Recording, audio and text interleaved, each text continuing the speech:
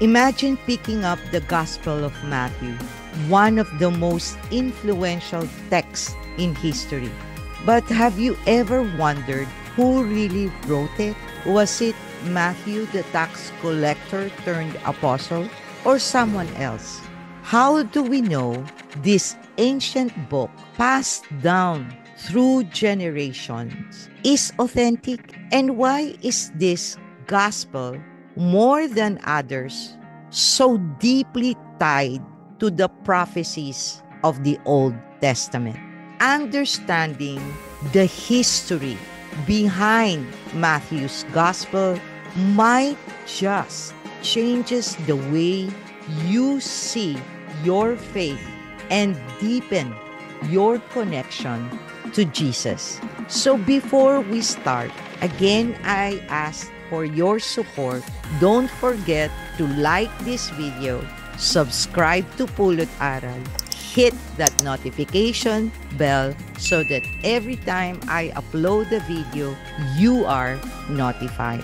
And of course, comment below, share your thoughts, and maybe make suggestions on how I can make this even better. Let's grow in faith together, mga classmates. This is Doc Jean. Welcome to Pulot Aral. Let's dive into it.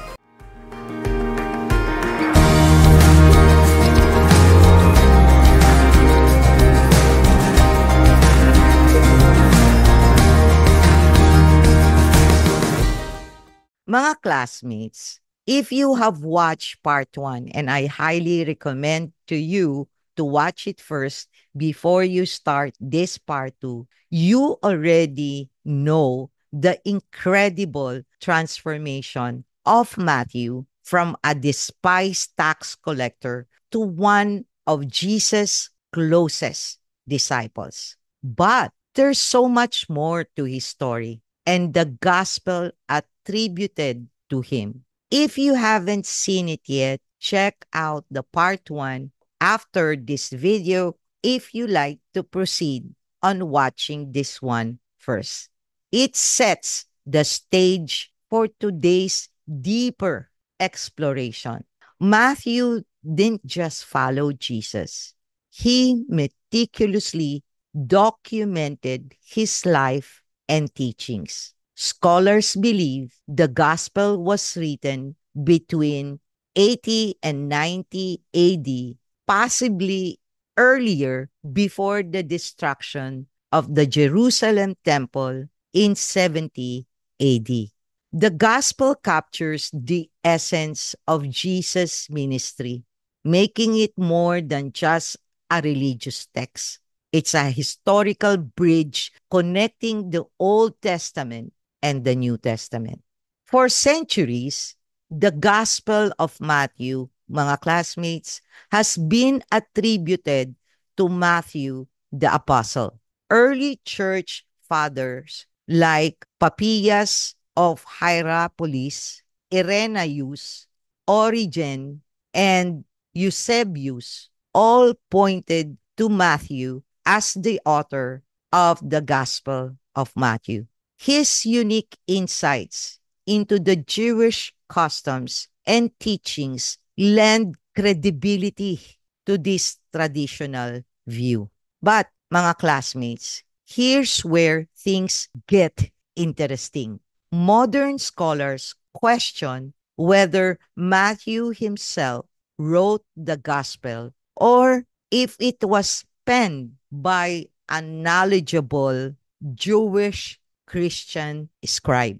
This scribe would have been well-versed in Jewish law and traditions, writing to a predominantly Jewish Christian audience. It's a mystery that keeps scholars intrigued, but it doesn't diminish the gospel's impact or significance. Unlike other ancient texts, mga classmates, that were lost and rediscovered, the Gospel of Matthew was never lost. It was continuously read, taught, and cited by the early church from the first century onward. It appears in the earliest list of New Testament books, showing its critical role in early Christian communities.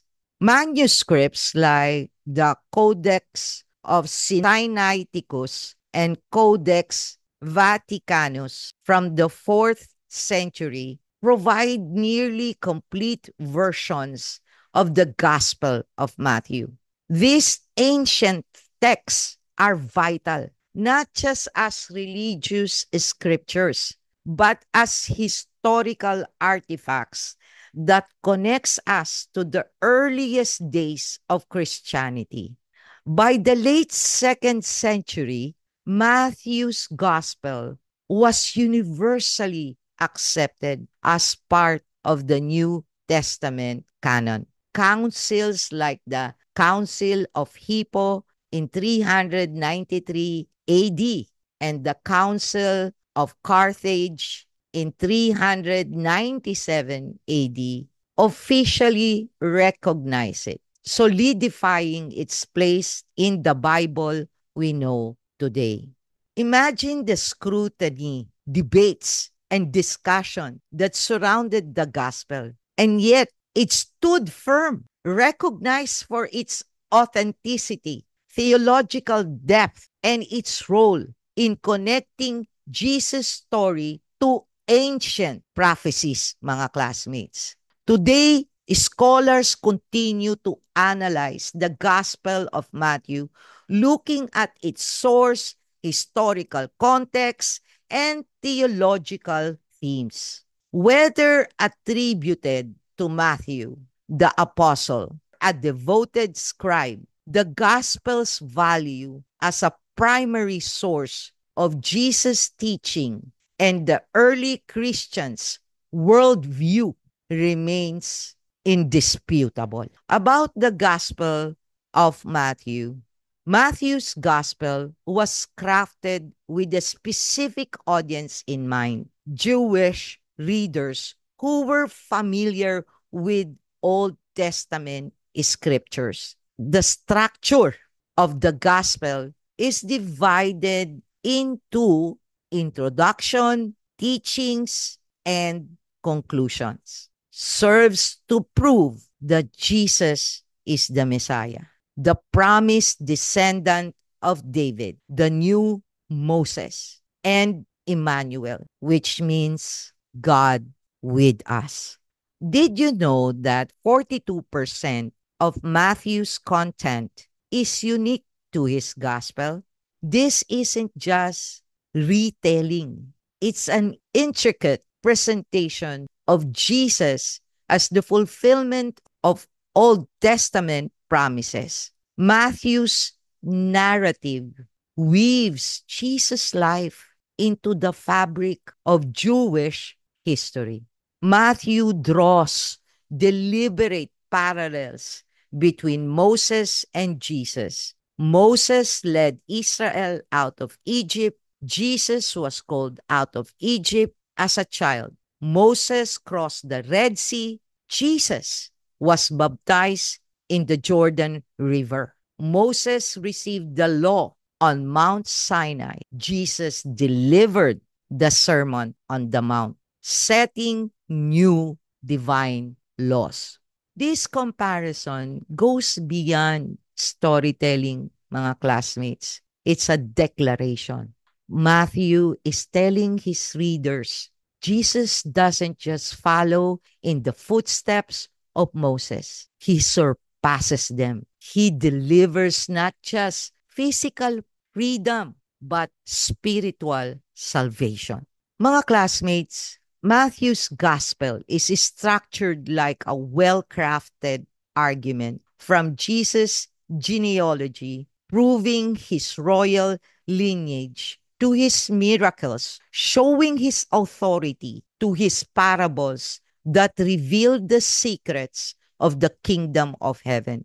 Every section is designed to prove that Jesus is the fulfillment of the law and the prophets. If you're curious about how Jesus fulfilled these Old Testament prophecies, check out my other videos where we dive deeper into the connection of the Old and the New Testament. It's these connections, mga classmates, that make the Bible a living, breathing story of God's work through history. Mga classmates, for those who join me and watch this video, thank you for participating and for showing the desire to get to know our Lord Jesus Christ through His scriptures. And I hope you found this exploration of Matthew's gospel insightful. And if you found this exploration of Matthew's gospel insightful, please again like, subscribe, and hit that notification bell. Your support keeps me going, and your comments help us grow as a community of faith. Share this video with those who need to see how deeply God's promises are woven into our scriptures. Till next time, mga classmates, may God bless you all. This is Doc Jean. Always stay safe and be healthy. Bye.